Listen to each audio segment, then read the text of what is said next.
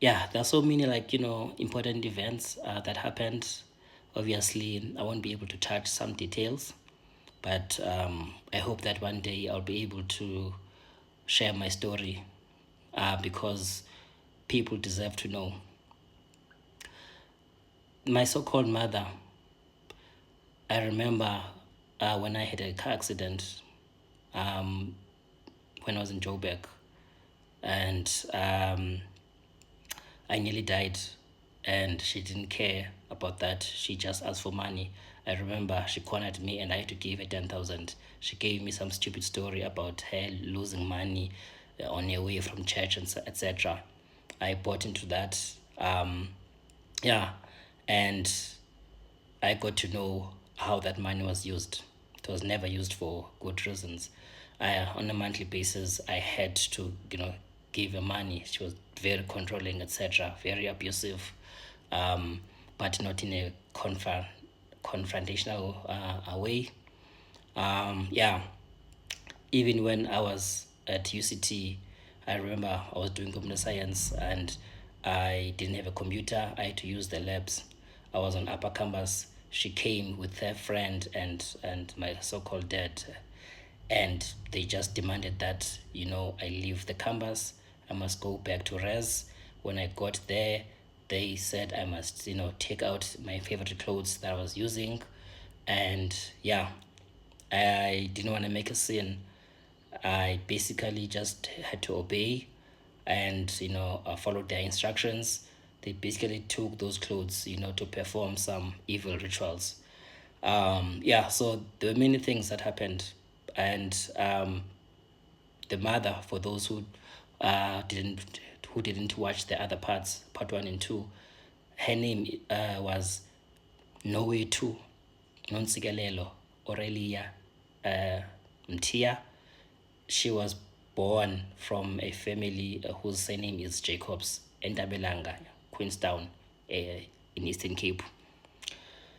And the father, that never liked me, was Sidwell Ndileka Mtia, born in Eastern Cape, Edili, that's the name of the village.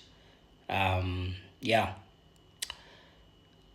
and yeah, when these two passed away, you know, the financial abuse continued in a different way. And I remember I had to take my youngest brother to the mountain, Andamtia. Tulisa said that I must help, etc., and I end up like giving them 20,000 to assist. I never went to the to Umgidi because I knew that I would be killed, and there was some sacrifice that was planned for me. And yeah, so yeah, they would come up with a number of stories, and to the point where I had to cut them off, and what was funny is, you know, even Machela Sateja, my ex, it's a person that I've dated for a number of years, 10 years. Um, when I was in rehab, I actually took a flight. I went to London. I was still not in. I was still. I was struggling. I was recovering, you know, and I thought that I did something wrong. I kept blaming myself, and why we broke up, etc. And I had to basically find reasons that were valid enough, for me to say I was a horrible person, even though I couldn't, like point out to any like big reason. Yes, just like with any couples, like we fought, etc., right? I remember when she sent an ugly message about me, to um my to Mama Mncinci, and she's in Ginsberg, and she said things that were not true, and I kept quiet. And um there's a lot, and I mean there's a lot, some stuff that I get to see spiritually. I'm not going to talk about that. She knows herself, and even what her sister Eileen Satecha did, she knows what she's done. Like, I know, like, I don't want to go there right now. There's no point. But, there's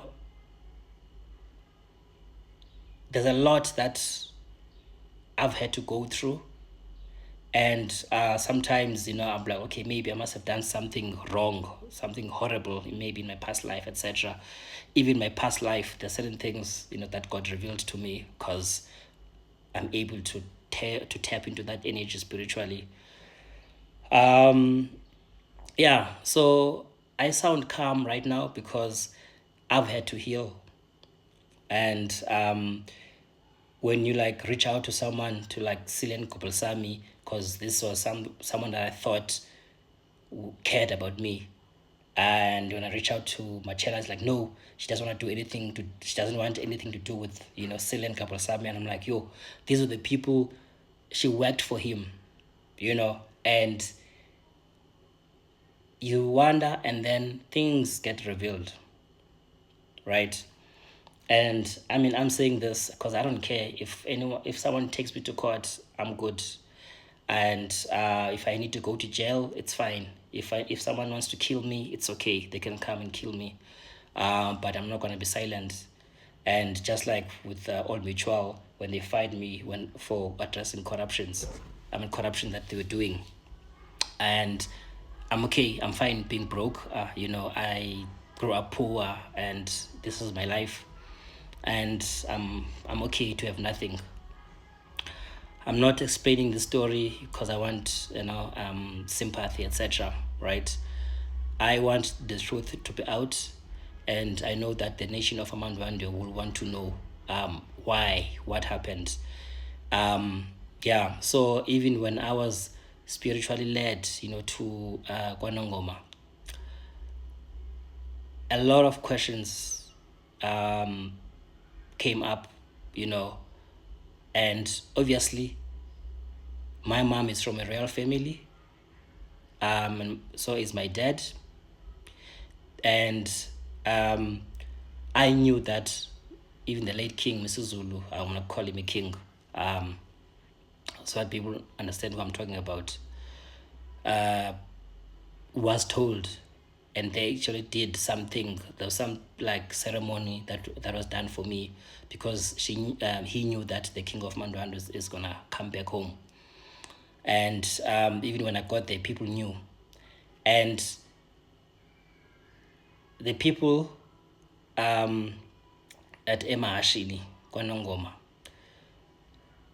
there's a family that said to me, they know me, they can't deny who I am, but they can't say who I am. Even the people that I've met from the real Zulu family, the way I've met them, I was spiritually led, and they had to accept me. There was no other way. Even when I came back from KwaNongoma, there was a private, investigator that I was spiritually led to. I went to the police station. I'm not going to mention the name, just to protect him. He said, yeah, he knows who I am. There's a case that he was assigned to. There's an investigation, etc. Right? But unfortunately, he couldn't help me. But I know that there's an investigation that is happening. And I'm going to ask people to share this video, because I want the relevant people to know the truth, and I want the nation of Amandwandwe to know the truth, because I am their king, and I have to be open. And I've shared a lot of like personal details, even via my LinkedIn profile. If you Google Mphuthumi Mtiya, you'll find out about me. I am His Royal Highness King Ulizwelihle Ndwandwe. Ulizwelihle Ndwandwe. Thank you. The truth will come out.